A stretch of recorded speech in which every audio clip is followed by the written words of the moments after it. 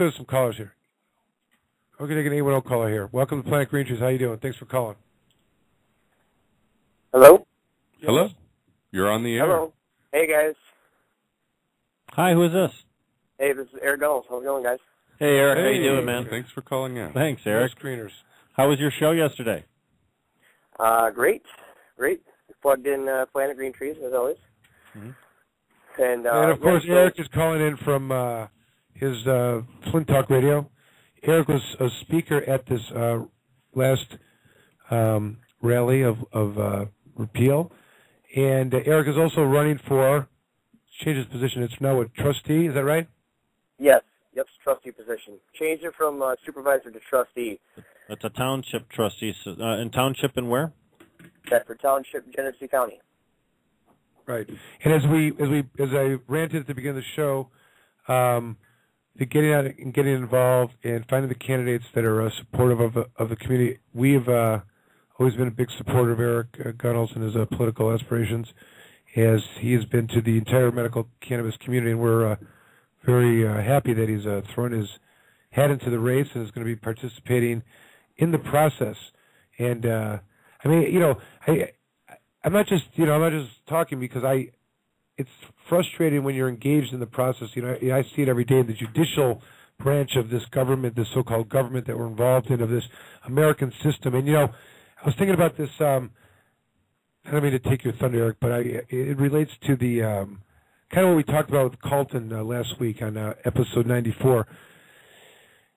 What if a community does not local options no for the local option, right? What happens? What happens is the community goes out and they vote those people out of office.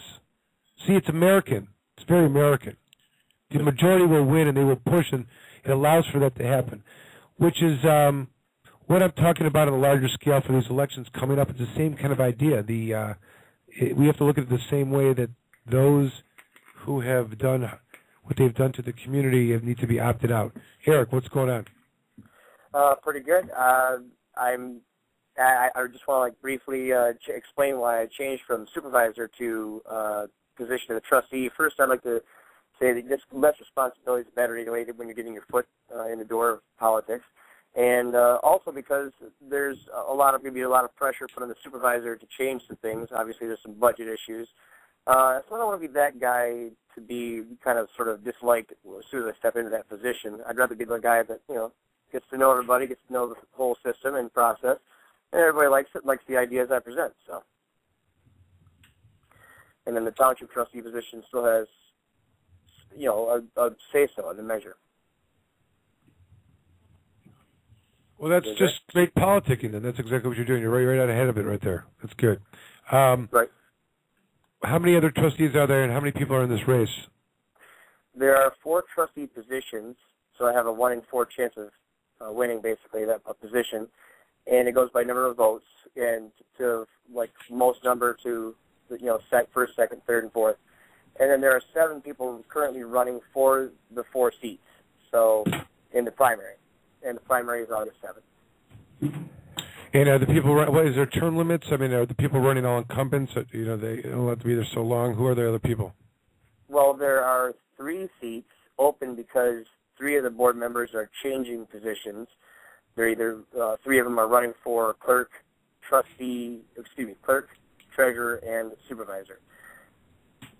So there's 3 open seats, and the person are all of the seats on the ballot at the same time?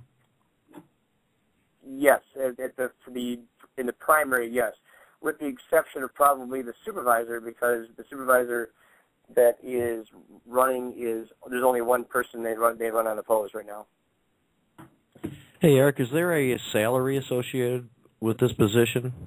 I bet you make lots of money at this one, don't you, Eric? Tons of cash, right? Yeah, tons. Yeah. No, it's a salary of $6,000 a year. Ooh, that's $500 a month. Wow, you could almost not do anything with that.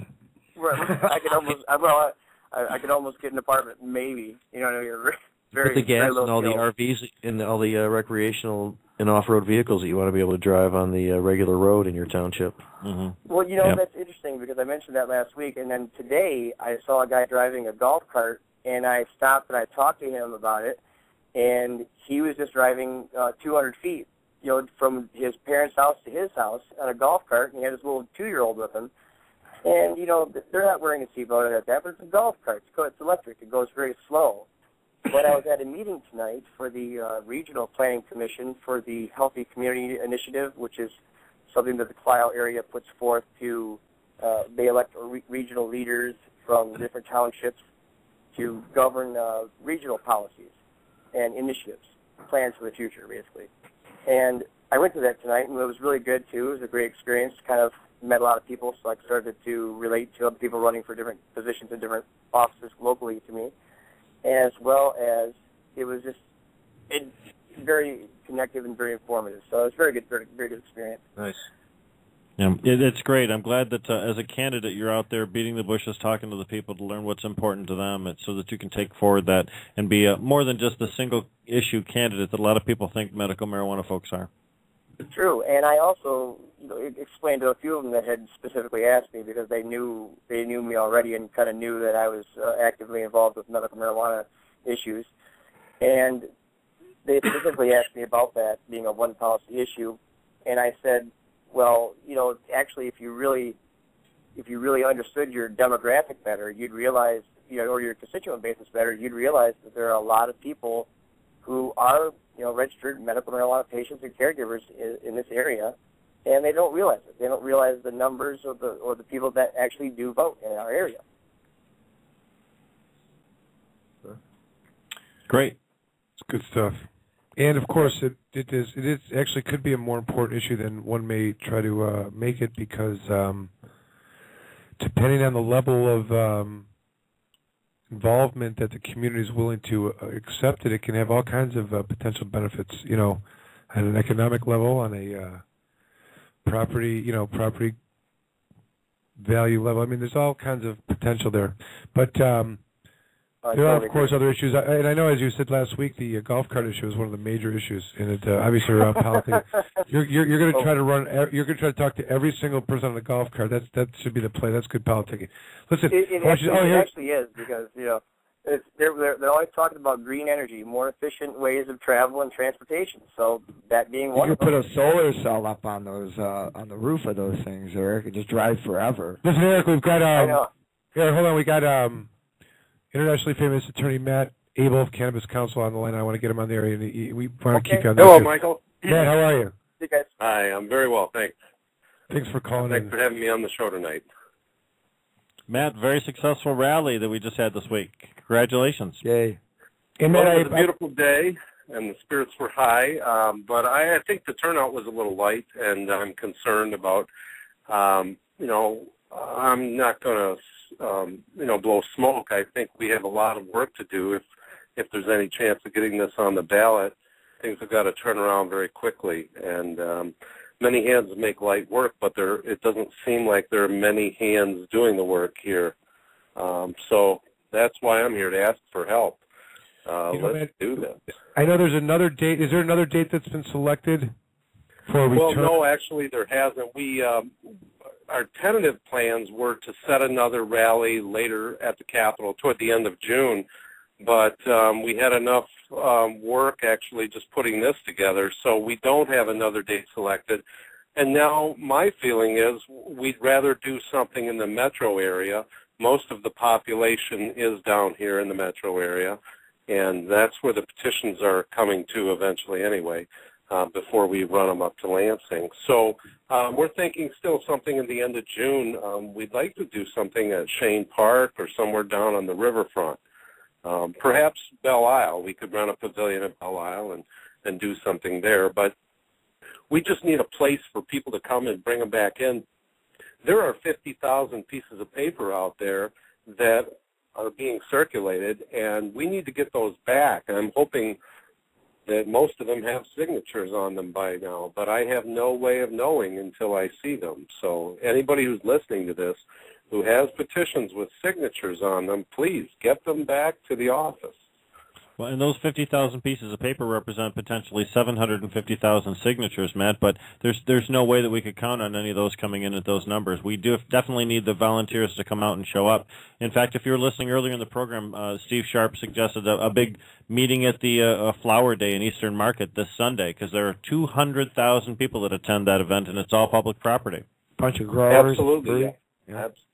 And that's a great idea, and I'll be there with the rest of the crew. Let's do it. Let's see. Here's something else, man. Matt, I've been I've been in a trial for literally the last 3 weeks. But there's a number of different things that we were talking about approaching that week that we didn't get a chance to get into. But addressing and going after the community colleges that are in school right now. There's a place where people are congregating.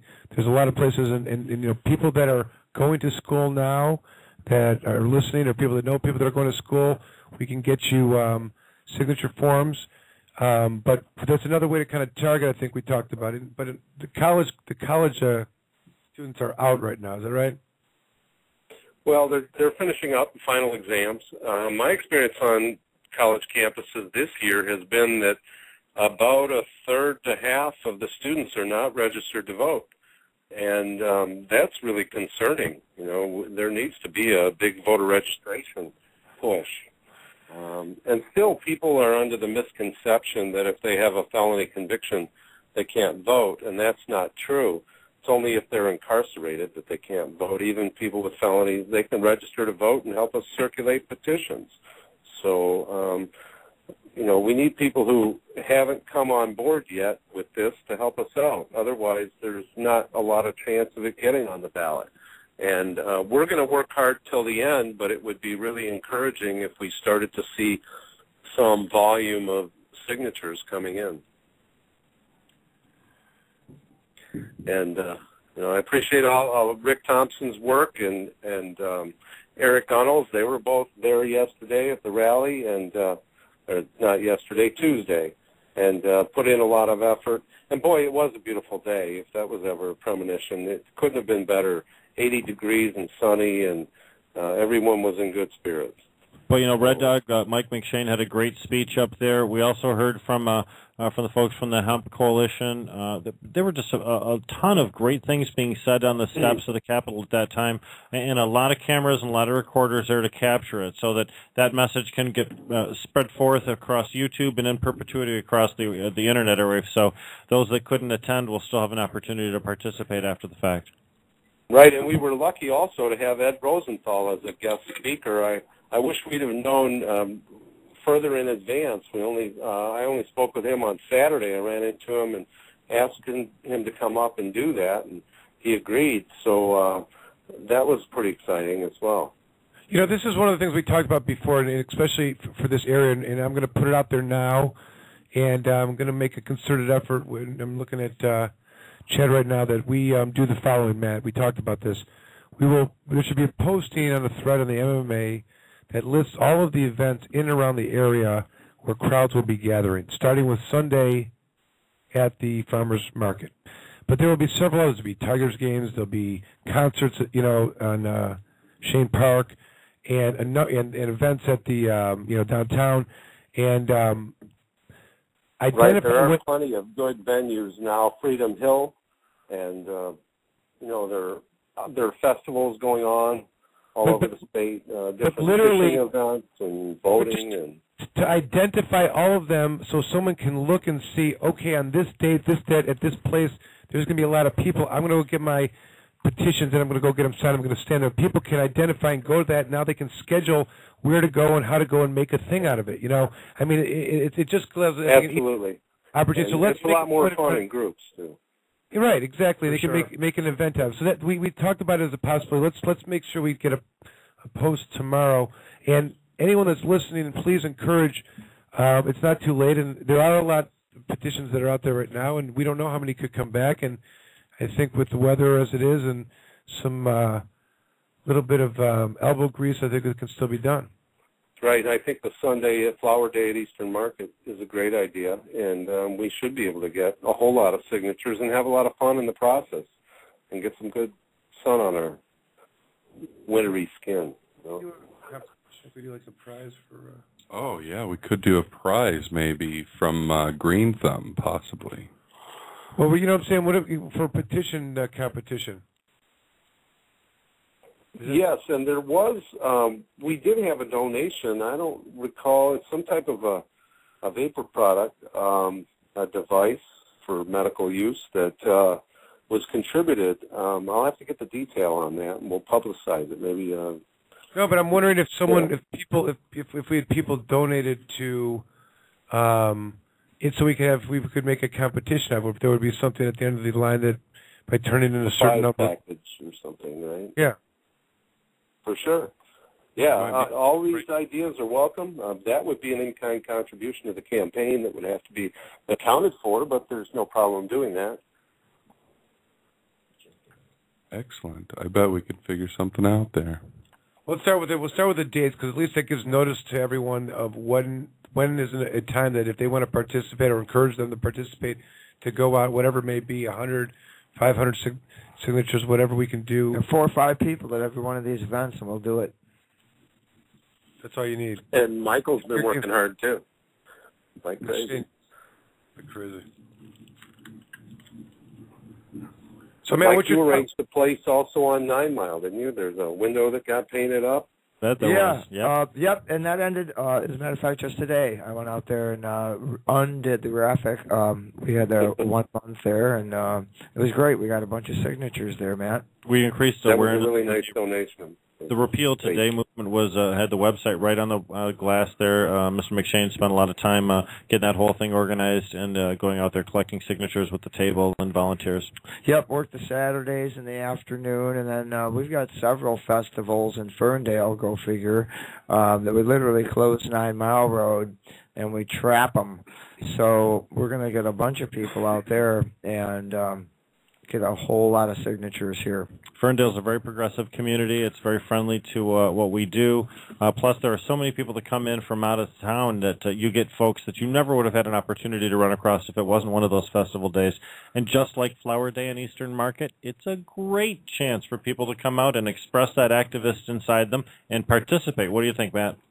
Absolutely, absolutely. I think with some reinvigoration, we can get this thing off the dime and really move forward. And that's what we need to do. We need a huge crowd like that and then a lot of petitioners because no 1 or 2 or 4 people can really cover a crowd like that. We need 20 or so people out in force.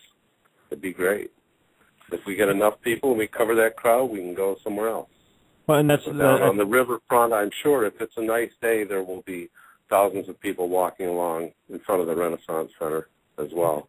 And like we talked about on the radio program before, we have to be selective about where we go because certain places are just not conducive to collecting signatures. Places like the Palace and such where they have controlled parking areas. But Detroit and Eastern Market and some of those other venues are prime for this. And the Riverwalk downtown is great. There's one in Grand Rapids like that Mr. McShane and I have visited. There are places all across the state where individuals can get access to hundreds and hundreds and hundreds of people every hour. How about this? If in front of courthouses. I mean, when I walked into Flint, Eric Gunnels was with me, and Flint's, there was, Flint, Wayne County. I mean, I remember signing petitions there for the last, right at 36th and Frank Murphy and City County. If we can get volunteers to go to all the county courthouses because they're widely dispersed, and especially in Wayne, Oakland, and Macomb, they get so many people there every day. We need to be there 9 to 5 like the rest of the population and just ask them to sign. It's an industry. Yep.